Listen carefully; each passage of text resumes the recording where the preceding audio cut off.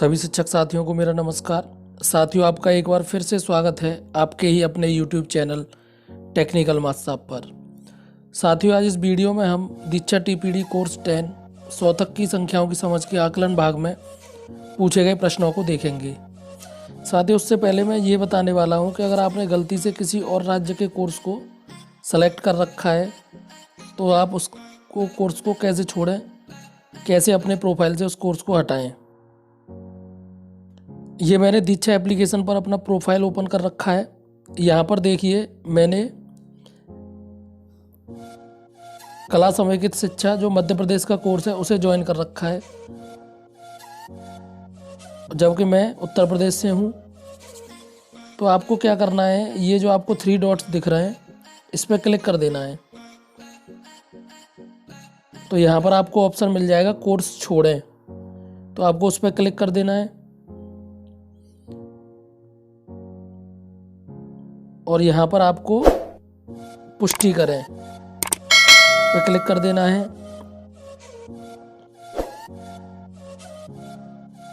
तो आप इस तरीके से जो आपने कोर्स गलती से ज्वाइन कर लिया है आप उसको छोड़ सकते हैं।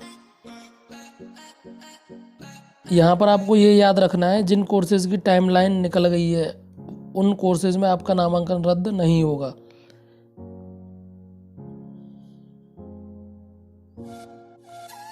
अब हम 100 तक की संख्याओं की समझ कोर्स के आकलन भाग को शुरू करते हैं और उसमें पूछे गए प्रश्नों को देखते हैं। पहला प्रश्न है, दिए गए चरणों में से संख्या की समझ का विकास करने के लिए सबसे महत्वपूर्ण चरण कौन सा है? संख्या की मात्रा और अंकों के बीच रिश्ता बनाना, अंकों के क्रम को याद रखना, अंकों को लिखना, संख्याओं के नाम जानना। तो यहाँ पर पहला ऑप्शन सही है, संख्या की मात्रा और अंकों के बीच रिश्ता बनाना। यहाँ पर आप एक ही विकल्प चुन सकते हैं, तो पहला विकल्प सही है। अभिजीत जी बच्चों में संख्याओं की शुरुआती समझ बनाना चाहते हैं। इसके लिए उन्हें दिए गए विकल्पों में से कौन सी गिनती पहले करानी चाहिए ताकि गिनती करना बच्चों को स्वाभाविक लगे? उल्टी गिनती, छोड़ कर गिनना, सीधी गिनती, ये सभी। आप यहाँ पर भी केवल एक ही विकल्प चुन सकते हैं, तो यहाँ पर तीसरा विकल्प सही है, सीधी गिनती। अभिजीत जी को पहले बच्चों को सीधी गिनती सिखानी चाहिए।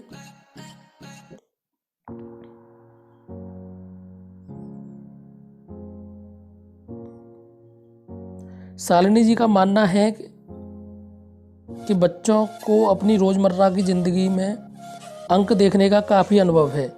वह अंक सिखाने की परियोजना बना रही हैं। परियोजना बनाने के लिए आप उन्हें इनमें से कौन सा सुझाव देंगे? बच्चों के अनुभव को कक्षा से बाहर रखना, बच्चों के अनुभव को अनसुना करना, बच्चों को सीधा अंक पढ़ाना, कक्षा और बाहर के अंक ज्ञान को जोड़ना। तो यहाँ पर चौथा ऑप्शन सही है, कक्षा और बाहर के अंक ज्ञान को जोड़ना। आप यहाँ पर एक ही ऑप्शन सेलेक्ट कर सकते हैं।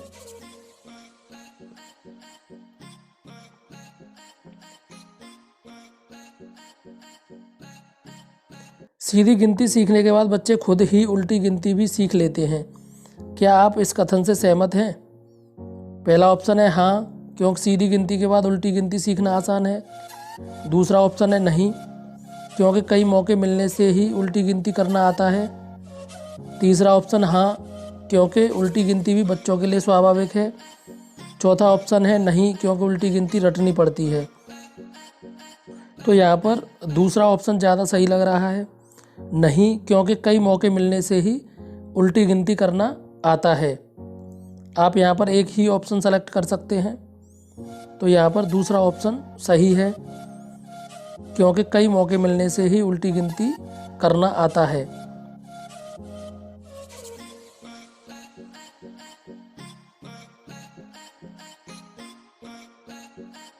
सीमा जी ने एक कक्षा में यह कार्यपत्र दिया, अगले स्तर पर आप इन्हें बच्चों के साथ कौन सी गतिविधि कराने का सुझाव देंगे? संख्या की मात्रा 20 तक कर दें, नामों और अंकों को उनकी मात्रा से जोड़ने दें, अंक और संख्या के नाम देकर संख्या की मात्रा दर्शाने को कहें, अंक देकर उसकी मात्रा के अनुसार चित्रों में रंग भरने को कहें। तो यहाँ पर ऑप्शन दूसरा, तीसरा और चौथा सही है। नामों और अंकों को उनकी मात्रा से जोड़ने दें। अंक और संख्या के नाम देकर संख्या की मात्रा दर्शाने को कहें। अंक देकर उसकी मात्रा के अनुसार चित्रों में रंग भरने को कहें। तो यहाँ पर दूसरा, तीसरा और चौथा विकल्प सही हैं। आप यहाँ पर एक से ज़्यादा विकल्प चुन सकते हैं। तो दूसरा, तीसरा और चौथा ऑप्शन यहाँ पर सही है।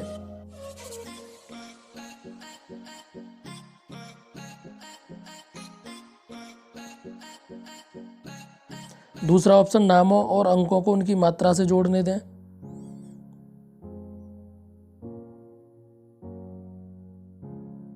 तीसरा ऑप्शन, अंक और संख्या के नाम देकर संख्या की मात्रा दर्शाने को कहें।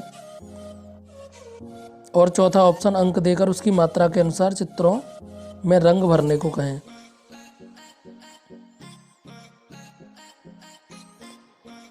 नीति जी की कक्षा में सौरभ ने एक कार्यपत्र को ऐसे भरा। इस बच्चे की मदद करने के लिए आप नीति जी को क्या सुझाव देंगे? अंकों को लिखने का गृह कार्य दें। माता पिता को स्कूल में बुलाकर बच्चे को घर पर अभ्यास कराने को कहें। रेती के अंकों पर उंगली फेरकर अभ्यास कराना। अपने आसपास दिख रहे अंकों को लिखकर लाने को कहें। तो यहाँ पर तीसरा ऑप्शन सबसे ज़्यादा सही है। रेती के अंकों पर उंगली फेरकर अभ्यास कराना। आपको यहाँ पर एक ही ऑप्शन सेलेक्ट करना है। तो यहाँ पर थर्ड ऑप्शन सही है, रेती के अंकों पर उंगली फेरकर अभ्यास कराना।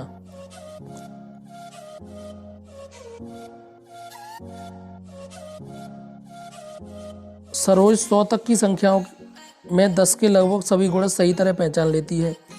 आज कक्षा में उसने गणितमाला पर 67 को 60 के पास बताया। सरोज की समझ के बारे में कौन सा निष्कर्ष सही होगा? संख्याओं की बिल्कुल सही समझ है। 100 तक की संख्याओं को लिखकर अभ्यास करना चाहिए। 60 और 70 के बीच के सभी अंकों को लिखना चाहिए। गणितमाला पर संख्याओं को गिनने के और मौके मिलने चाहिए। तो आपको यहाँ पर एक ही ऑप्शन का सिलेक्शन करना है। तो यहाँ पर चौथा विकल्प सही है, गणितमाला पर संख्याओं को गिनने के और मौके मिलने चाहिए। तो यहाँ पर चौथा ऑप्शन सबसे ज़्यादा सही है। कक्षा 1 में पढ़ने वाला संयम चीज़ों को गिनते समय एक ही चीज़ को 2 बार गिनता है या फिर किसी चीज़ को गिनना भूल जाता है। आपके अनुसार उसमें इन चारों में कौन सी अवधारणा की कमी दिख रही है? वर्गीकरण, अनुक्रम बनाना, एक एक की संगति, संख्या का संरक्षण। तो यहाँ पर तीसरा ऑप्शन सही है, एक एक की संगति। संयम में एक एक की संगति की कमी है। संख्याओं की समझ के लिए परियोजना बनाते समय आप इन अवधारणाओं को किस क्रम में रखेंगे? 1 से 10 तक की संख्याएं, 10 से 20 तक की संख्याएं, संख्या पूर्व अवधारणाएं, संख्या संरक्षण, 20 से ज़्यादा संख्याएं। तो सबसे पहले हम बच्चों को संख्या पूर्व अवधारणाएं, उसके बाद संख्या संरक्षण, उसके बाद 1 से 10 तक की संख्याएं, फिर उसके बाद 10 से 20 तक की संख्याएं और फिर सबसे लास्ट में 20 से ज़्यादा संख्याएं। तो इसका पहला ऑप्शन सही है, CDABE। इस क्रम में हम इनको रखेंगे। पहले संख्या पूर्व अवधारणाएं, फिर संख्या संरक्षण, फिर 1 से 10 तक की संख्याएं, 10 से 20 तक की संख्याएं। इनमें से कौन सी अवधारणा में संख्या की समझ इस्तेमाल होती है? भाग की समझ, दिशाओं की समझ, स्थान की समझ, वित्तीय योजना बना पाने की समझ। तो यहाँ पर पहला ऑप्शन भाग की समझ और चौथा ऑप्शन वित्तीय योजना बना पाने की समझ सही है। आप इसमें एक से अधिक विकल्प चुन सकते हैं। तो यहाँ पर पहला और चौथा विकल्प सही है। साथियों, अगर आपको हमारा प्रयास पसंद आया हो तो चैनल को सब्सक्राइब कर लें और वीडियो को लाइक कर लें, जिससे हम आपके लिए और बेहतर प्रयास कर सकें।